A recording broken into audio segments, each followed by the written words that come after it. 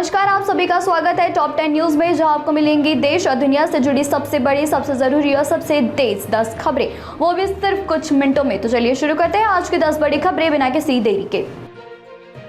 School चलो अभियान की शुरुआत करने सीएम योगी आदित्यनाथ शनिवार को शिवरपुर स्थित कॉम्पिजेंट विद्यालय पहुंचे। इस दौरान उन्होंने कहा कि शिक्षा सिर्फ डिग्री हासिल करने का माध्यम नहीं।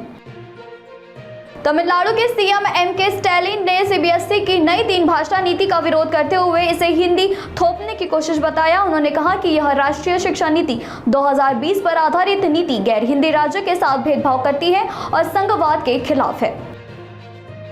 केरल के मलप्पुरम जिले के वाडूर में कांग्रेस सांसद शरीर थरूर के काफिले पर हुआ हमला। शुक्रवार शाम हुई इस घटना के उनके गनमैन और ड्राइवर को पीटा।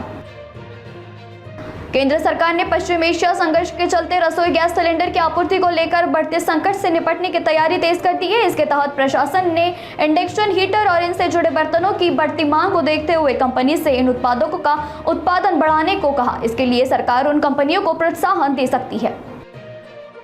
कानपुर के आहूजा हॉस्पिटल में अवैध किडनी ट्रांसप्लांट का खुलासा। अस्पताल के ही एक नाराज कर्मचारी की सूचना पर हुआ। पुलिस अब दिल्ली एनसीआर के अन्य अस्पताल को खंगाल रही। महाराष्ट्र के नासिक के डिंडोरिया इलाके में एक कार के कुएं में गिरने से एक परिवार के 9 लोगों की मौत हुई, जिनमें 6 बच्चे शामिल थे। हादसा उस समय हुआ जब परिवार समारंभ से लौट रहा था।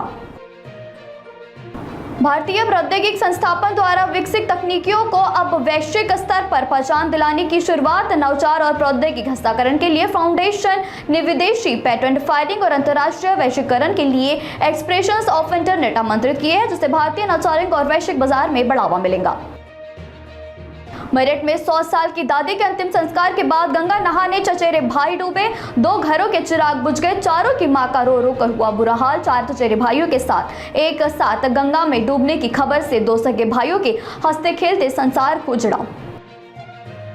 हेमावती नंद बहुगुणा गंठवाड़ केंद्रीय विश्वविद्यालय ने अग्निवीरों के लिए डिप्लोमा पाठ्यक्रम शुरू किया है।